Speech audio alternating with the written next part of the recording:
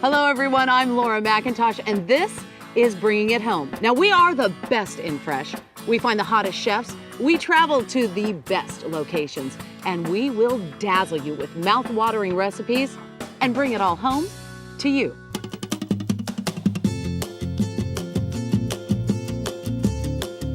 That's bigger than my head.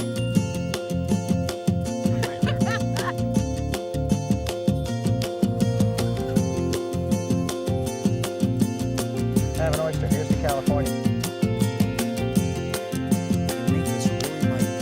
That's scary.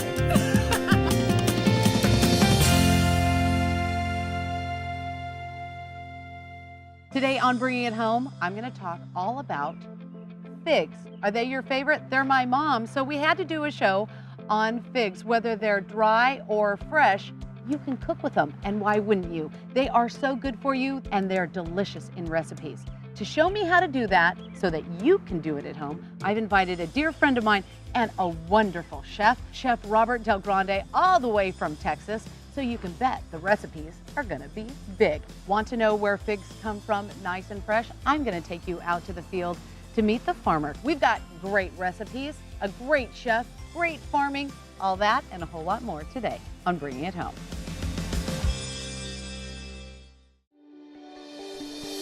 Lexus is proud to support Bringing It Home's message of sustainability and freshness. We encourage you to know the people behind your food and to enjoy your pursuit of perfection. In-season freshness is the key ingredient to making every meal taste the best. So here's a look at what's fresh around the country. No matter where you live in the country, whether it's the East, the West, the South, or Middle America, here are my top 3 picks for what's fresh in each of those areas during all 4 seasons. Here's what's fresh during the summer in the East: berries, peppers, and zucchini. If you're in the West, here's what to look for: nectarines, watermelon, and garlic. Here's a tip for you Southerners: check out tomatoes, squash, and peaches. If you're melting in the Midwest, cool down with beets, blackberries, and blueberries. So now you know, creating easy and delicious meals is a snap. The key ingredient is to keep it fresh.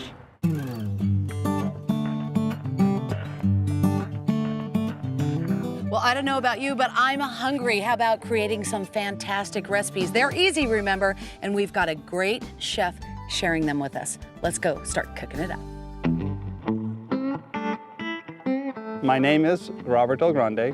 Oh, and Laura asked me to the show. I was very excited because I've seen the show before, and she's so affable and exciting and fun. And I think it was the fun thing that really caught me. That and the theme of the show about bringing it home, about the growers. But I like that part a lot. Connection to the farming and simple cooking, and she's fun. Don't share that with everyone. A lot of times stuff doesn't turn out, you know, and you wrestle with it, you know, and it can be that the produce is a little different today, the weather was bad, or this stove is not working. It's never ever perfect, so the passion lets you see beyond the little rough spots along the way. And people who are passionate don't quit and go home. You know, they said, let's try it one more time. What's more important than ever is to know where the products come from and how they're produced and how much work sometimes goes into it. So I always try to look at any food product and say, where did this come from? Who would devote their life to doing it? And sometimes in the kitchen I will say, hey, wow, here's some great looking figs. Someone spent a lot of time and effort making these. Let's try not to ruin them. You know, in other words, just don't take it for granted. Yes. Well, thanks everyone for joining me. I'm here with Robert Del Grande, and we are going to cook some fantastic recipes for you today using figs. And I got to ask you, you know, we brought you all the way from Houston to California, but tell us why you're into figs. They are delicious, marvelously delicious. Yes. And I grew up with them. When I was a kid, we had a huge mission fig tree in our backyard, and it was like a free candy store. And it stayed with you to this day. When you say fig, I was like going back You love home. it. I want to show them something, Robert, that I think is really cool. This is Laura's easy recipe tip of the day. Do you want to do this with me? I love learning something. This is good. This I is love good. learning something. The fig tree, as you know, doesn't flower. The flower actually is in the inside of the That's fig. right. So I like to cut it down with just a paring knife, real easy. I set it on its bum, of course, and On the then I bottom, cut it this stand it way, up. and then I just squeeze the bottom. Beautiful. Isn't that pretty? Yeah, it's very pretty. Now this is the Black Mission, but I am falling in love with these. Sierra figs, they're so perfumey and creamy inside. And Oh, they're just delicious. really good. Because to be honest, like them, really, really like them. Can have a couple of them. I could eat about a dozen of these. That's why you have two hands.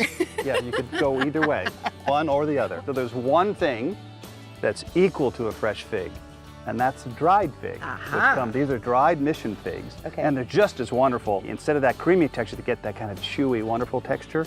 So I'm going to make little stuffed figs out of them. All right. And the thing I like about the dried figs is that they're kind of malleable. If they won't stand up, you just push them down a little bit. And they Kinda stand like up just Play-Doh. a little like Play-Doh. Yeah, all right. Just like you did, you just cut that tip off, and then you split it right through the middle.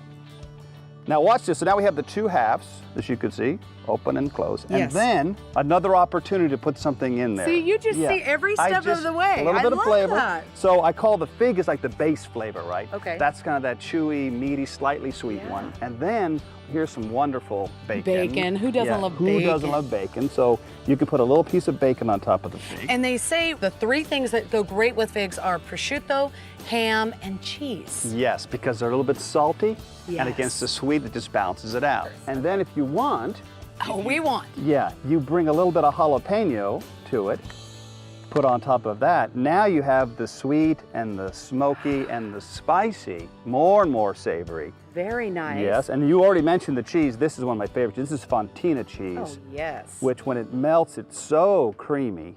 And we'll put that on top of that one. And then we put the little bookend, the top, back on top of that. I'm going to make one right along with you. Sure. Most people are thinking dessert, fresh. Open up your mind. Think Exactly. opportunity. Mr. Opportunity's Yeah, here. I'm looking for an opportunity. Yes, and just go for it, right? Yeah. Now it is like a roly-poly-oly a little bit. It's kind of Yeah. wobbly. But when you put like the cheese on, whoop, See? it fell over. Okay, And so- but nothing can go wrong.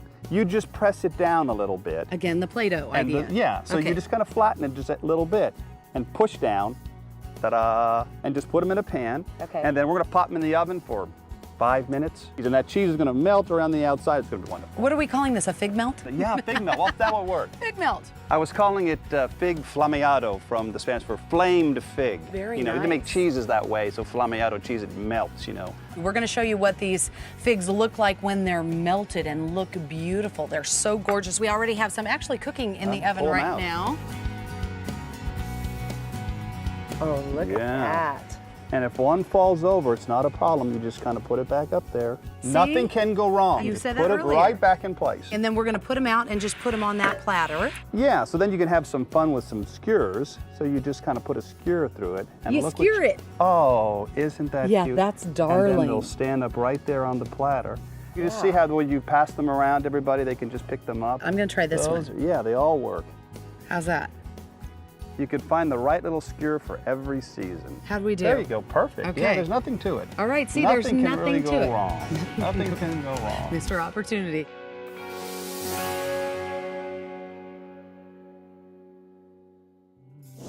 So you want to know where figs come from? Nice and fresh? That's easy. I'm taking you to meet my friend, Kevin Herman. He is a third-generation California fig farmer.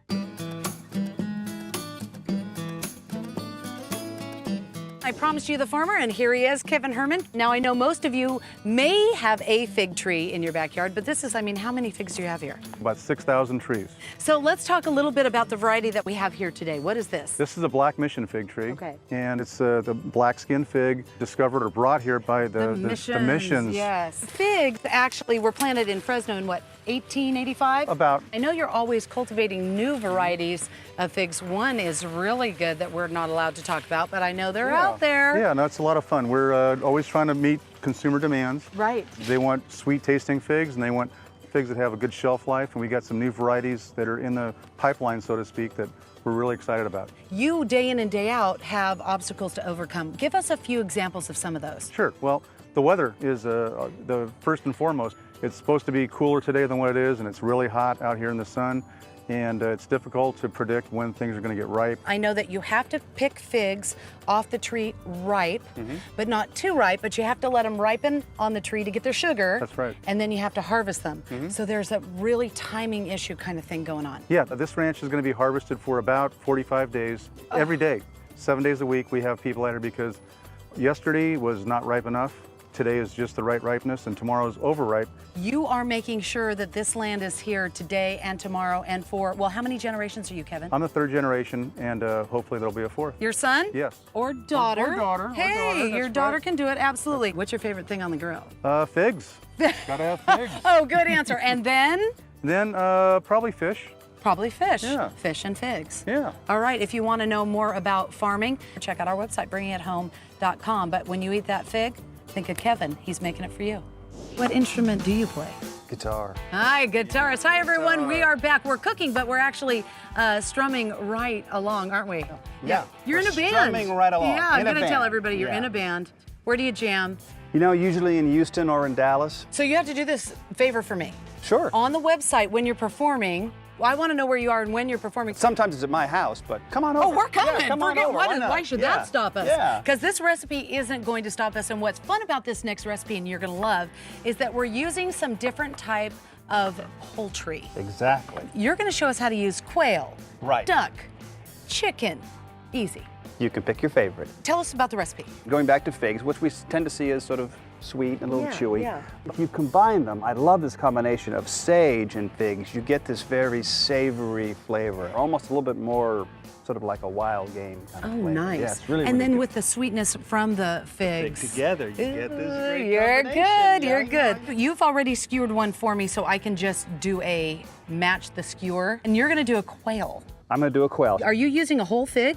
What I'm doing with the figs, and again, this is simple. We take that little top off and cut them in half. Oh, so you're using a half, okay. And if you think about them, the little figs then become your little stoppers. You know, they go on there to hold everything in place. telling you, Nothing it's worth like in a Play-Doh. skewer when things fall off. You use them as a little stopper. I'm gonna use your You knife. can see it there. I got the two figs that kind of holding the whole thing together. Yeah, See, it's it won't fall off. Whenever I cook with figs, I use half in the cooking. I eat the other half while I'm Imagine. cooking. I know. Yeah. Okay, now, I'm gonna ask you this question. My tail's a little long here. Did you Nope. cut yours? Nope, because when it goes on the grill, those are going to naturally kind of reduce. Let's talk about the duck a little bit. If someone is interested in using duck, do we need to sear it at all first, or? Well, this is a smoked duck, so it's already cooked. Okay. How does that look? Does it match? I think it's good. I've You gotta just have need a- the Lots bookend fig there, and there it is. Table topper. It's a little Perfect. different than yours. Yours is prettier. I call that artistic freedom. Thank you. Yeah, that's Not personal boo-boo. expression. I love it. Personal expression. All right, mine's done. Now, how's the quail to So skewer? the quail, it's the same thing. I've just cut it into 8 pieces, like you Okay. would A chicken. Yeah, Yeah, okay, 8-piece all chicken. right. So you have the leg and the thigh, and the same thing. We're just going to put the pieces on and put the sage in between them. I went a little crazy with the figs. Turns out you can't You go can crazy. go You crazy go with crazy figs. You're taking the skin off. I'm leaving the skin on. Oh, you are, Because it's okay. going to crisp up too. We have a few that we have skewered here. I'm going to pull these out because I wanted to show folks. We talked about chicken, and here it is, voila. You can do chicken exactly the same way. Right, those are little cubes of chicken breast. Yes. How long will these take? Since we're using different types of meat, will they take different times? A little bit different, and it's very easy because in the skewer, because they're between things, they tend to cook a little more slowly and more moistly. So you Right. just keep turning them slowly like a little rotisserie. We're going to put these on the grill. We have some already done, but this isn't the end of the recipe because you're going to do... A little salad with it. All right, let's put these on and grab the ones that are finished off the grill. I like it.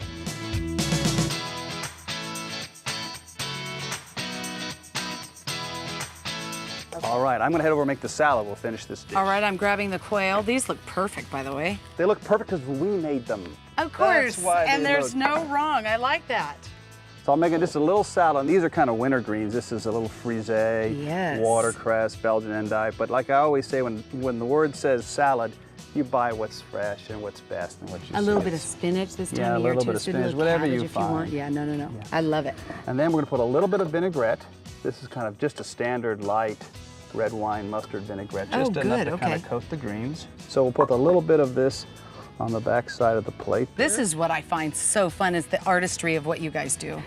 You just have to picture something pretty in your mind. And then we'll take these two skewers, and you can see they form a nice little X, which will hold the salad right in between the two of them. Look at that. And just let people kind of twist them, pull them off, and they got to work for the flavor a little bit. You know what they say about folks from Texas? You got to do it big or go home. Exactly You did right. with figs. That's awesome. Yes. Do we have more? Absolutely. We have And more. even bigger. And even bigger. We go big or we go home.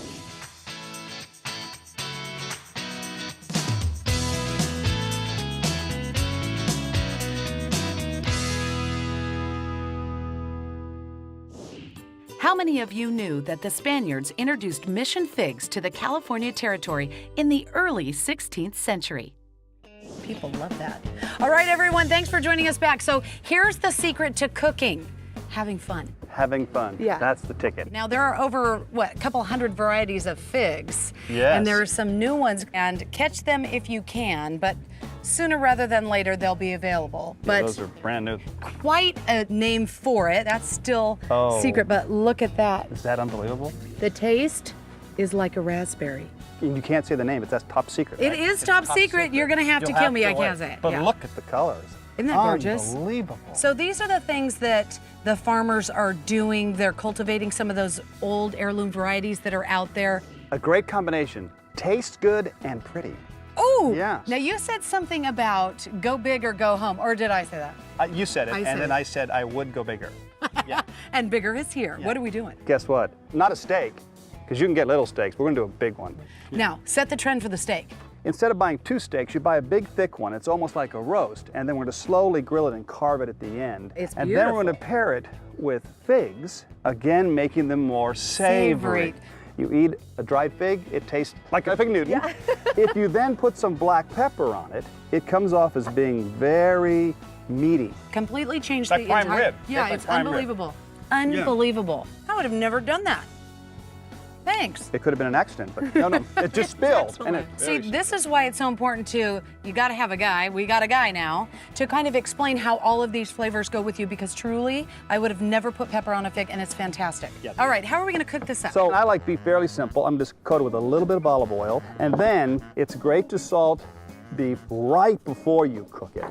So there's the steak. So I've just sort of rubbed it, and now that we've done that, we have to put it on the grill. Oh, right because away. We can't wait. Key, hot fire, gotta be hot. Got to start with a hot fire and finish with a slow fire. Ooh. So the next step is going to be, I'm going to add some roasted garlic with the figs together, whole roasted garlic cloves, another very savory flavor. And you just break open the garlic cloves. I don't do too much with them, just sort of put them in Oh, with the really? husks You on don't them. have to peel them? One day I woke up and said, you know, you don't have to peel them because they'll turn soft inside, and then at the table, they just push on them, Yes. and that creamy garlic comes out. I'm gonna try this. Oh, that's, yeah, I was eyeing that. Robert, that is unbelievable. The color is really something.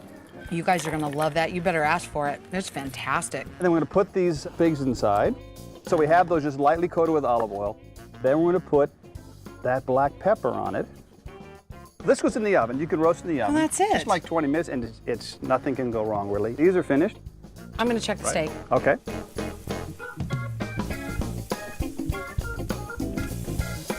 Now the last part, and this is what I love, is you put the pan on a nice hot fire. A lot of people, when they cook with herbs, they put it sometimes on the meat or the chicken early in the roasting, and Right. they kind of burn. This one, we're going to heat this garlic.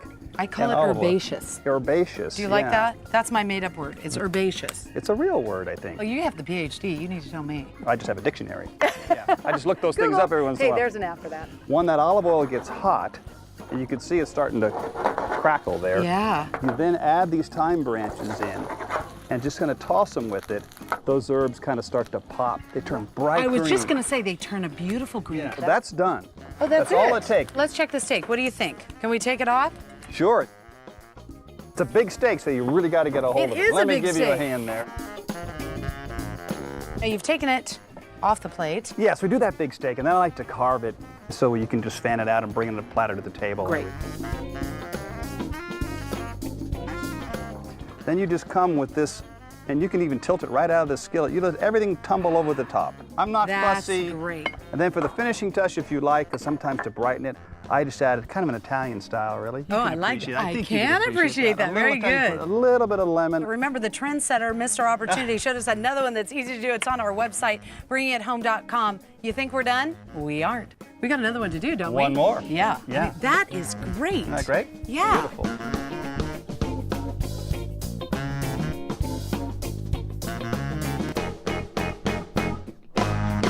Robert, you've shown us some savory dishes and Yes. given us ideas to use figs in different ways.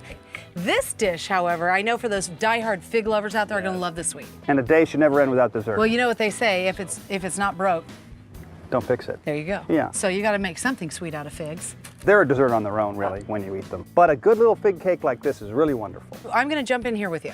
I'm going to make the batter. I love baking anyway. And I love watching people that like to bake. Then we are in Yeah, luck. yeah. All right. So I'm going to start here. You're going to do a couple of things also. I'm gonna make the sauce. And this is a great dessert because it's really just mix it all together and bake it. I'm just going to combine these ingredients, butter. All right, now, you want me to use a hand mixer with this? You can if you want, or you can blend it. The softer the butter is, the easier it is to get it to go. Right. Now the eggs. Now the eggs. Okay.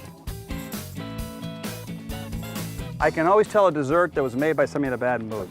Never comes out right. It doesn't. You It have to doesn't put a come little out right. love in You gotta it. be in a happy That's mood. right. Yeah, it's dessert. So now you got the beautiful creamy part, then that's the Flour, flour mixture. sour and cream, then sour cream and a little buttermilk. buttermilk, And then a little bit of vanilla. vanilla. Yeah. And I got to be honest, I like vanilla flavoring more than almond.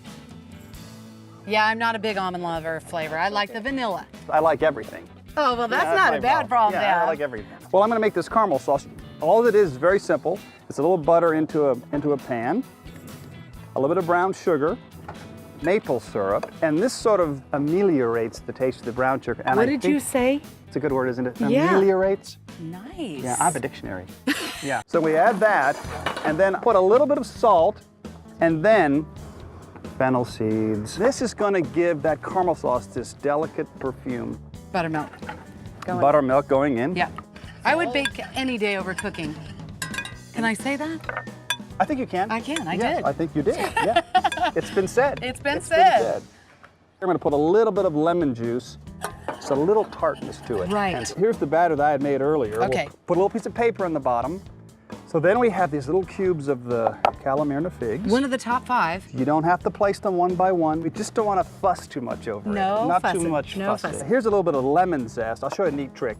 You can buy these beautiful zesters where you zest Oh, it. yeah. I never have one. But everyone has a potato peeler. You just go along the outside of the lemon and it'll peel off. In Just these like Just that. like that. And you can mince them up or tear them in little pieces because they'll bake down as they go. You're doing a fabulous job. Oh, thank you. Randomly putting those on there. And I'm trying to make sure that they're little bites so everybody gets a little. Then here's the caramel sauce Okay. that we're just going to drizzle over the top.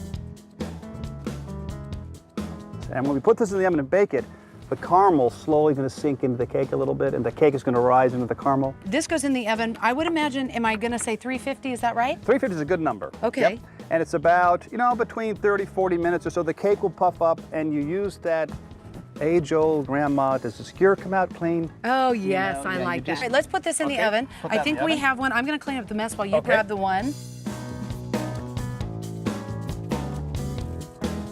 Look at that. Smell this. Oh, yeah. Ooh. I actually pulled one out of the pan because I didn't really want to mess up on TV. That's 'Cause- good. yeah, That's good. yeah, how about that? To finish it off, because it's a great one, I have a little bit of a kind of powdered sugar. We'll just dust the top a little bit. Oh, and it's gorgeous. It's pretty, isn't it? Yes, You it's know? beautiful. Thanks for coming and visiting with us all the way from Houston. Keep playing the guitar, man. I'll do that. All right, and the link to where he's going to be is on our website. What fig do you like? Like them all, or at least try them and decide for yourself. Thanks, Robert. That's good. It's wonderful.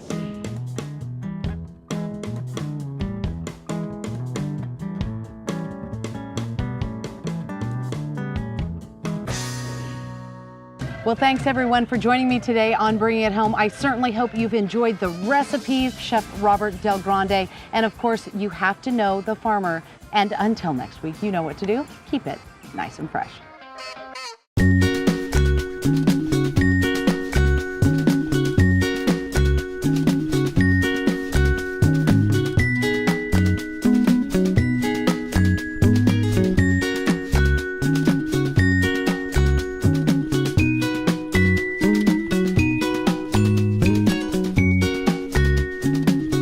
Hi guys, Laura here answering your online questions. This one, how to make a quick, easy, and delicious fig appetizer. I've got a great recipe for you using prosciutto and gorgonzola cheese. So what you want to find are beautiful fresh figs, but you're going to cut these figs in half. Now the prosciutto is rich and salty, so you'll want to make sure that it's cut nice and thin.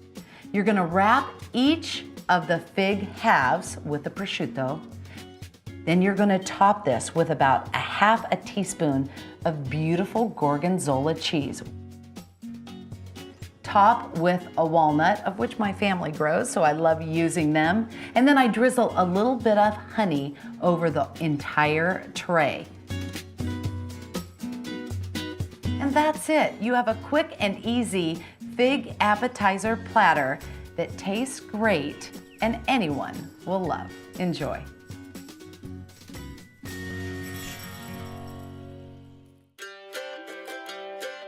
Next time on Bringing It Home, join me as I travel through Cape Cod to discover some of the best food Oh, it's perfect.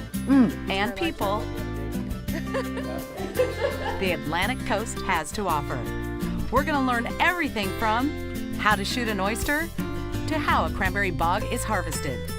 And of course, cook it all up for you, nice and fresh.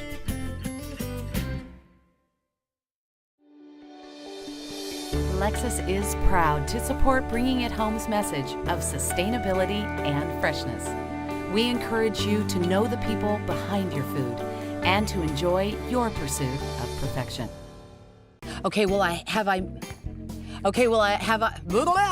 That's right. Oh, there you are. Looking for simple ways to keep it fresh at home? I've made it easy with my new cookbook, Laura McIntosh from the Field. You will discover delicious recipes selected from some of the world's finest chefs. You can also order DVDs of the show you've just seen, just for you, nice and fresh.